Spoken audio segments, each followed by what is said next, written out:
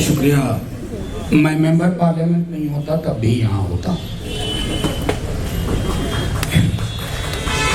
क्योंकि जिंदगी के कुछ फैसले किसी पोजीशन से नहीं लिए जाते, और ये फैसले मैं समझता हूँ मेरी जिंदगी के लिए पहले तय कर दिए गए थे कि मुझे कहाँ होना है और कहाँ नहीं होना।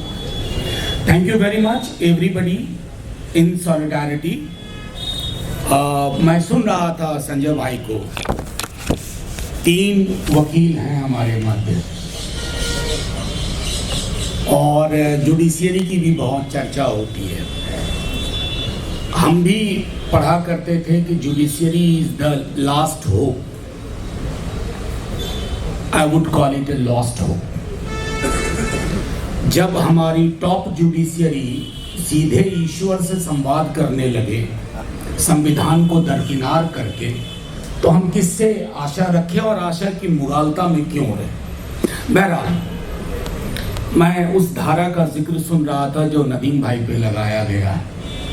अव्वल तो वो उस धारा में दम नहीं है, लेकिन अगर प्रीचिंग हेट नाम की कोई धारा अब चलने वाली है तो मोदी जी की पूरी cabinet including him should be in jail.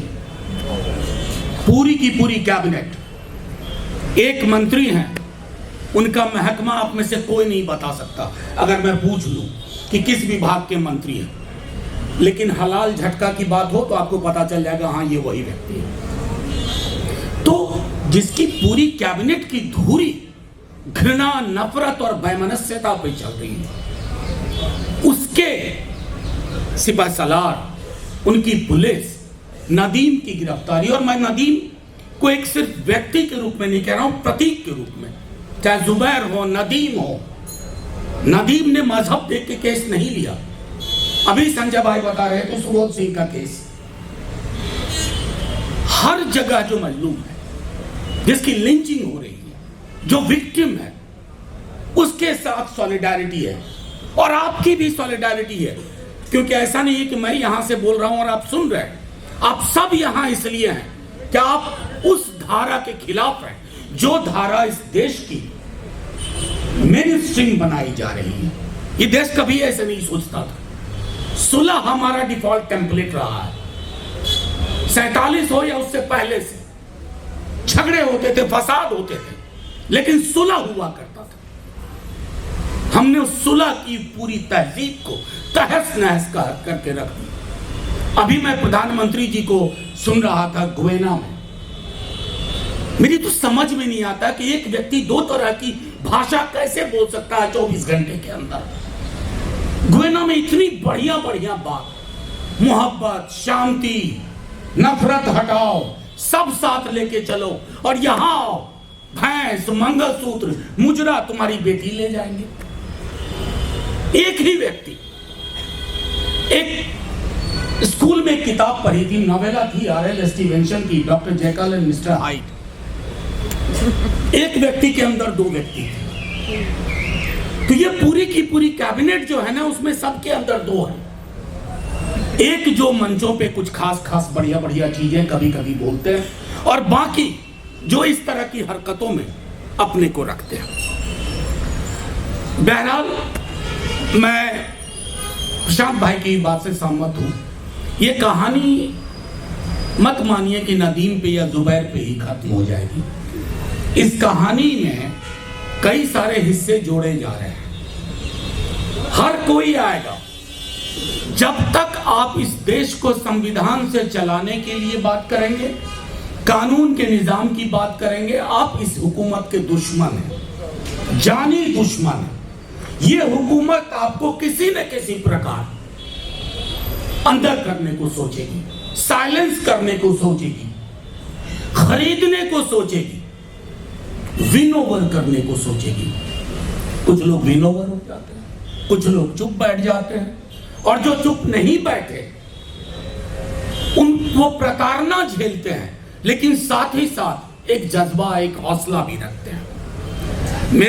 मैं एक ही चीज कहूंगा कि अभी आने वाले दिन बहुत मुश्किल हैं। इसलिए आपने जब मुझको इंट्रोड्यूस किया मेंबर ऑफ पार्लियामेंट, मैं इस प्रेस क्लब में। संभवतः जैसे वो नहीं गिन पा रहे थे, मैं भी नहीं गिन पाऊंगा। हर बार नदीम या नदीम जैसे साथी, सर एक रिपोर्ट निकलनी है, ये रिपोर्ट ये इस तरह की है, यहाँ आना होगा। अरे नदीम बड़ा मुश्किल है वहाँ जाना, नहीं सर 10 मिनट तो समय निकालना होगा। और हम आते, हम फिर आएंगे, क्योंकि बहुत कम जगह बची है, बहुत कम लोग बचे हैं जो एक साथ बैठ करके अभी भी इस देश को रिपेयर करने को सोच रहे हैं। नहीं तो खोदने वालों की संख्या बहुत बड़ी है, खोदते रहिए जहां जहां। मतलब हद ये है, मैं इतिहास का छात्र रहा हूं, अंततः इतिहास का शिक्षक नहीं बन पाया, लेकिन इतिहास का छात्र रहा हूं। बहुत खोदोगे तो नीचे बुद्ध के अवशेष मिलेंगे। कहां तक जाओगे उल्टे पांव की यात्रा में? जो जो देश दुनिया के उल्टे पांव की यात्रा में गए ना, वो सीधे नहीं हो पाए। आज भी दंश झेल रहे हैं, और वो दंश हर तरह का होगा, ह्यूमन राइट एक्टिविस्ट पे होगा। बस मुझे एक चिंता है, जिस कॉन्फिडेंस से मेरे कुछ पैनलिस्ट कह रहे थे कि संविधान, rule of law, sorry to say I am losing faith. मैं भरोसा खो रहा हूं, और इस उम्र में अगर मैं भरोसा खो रहा हूं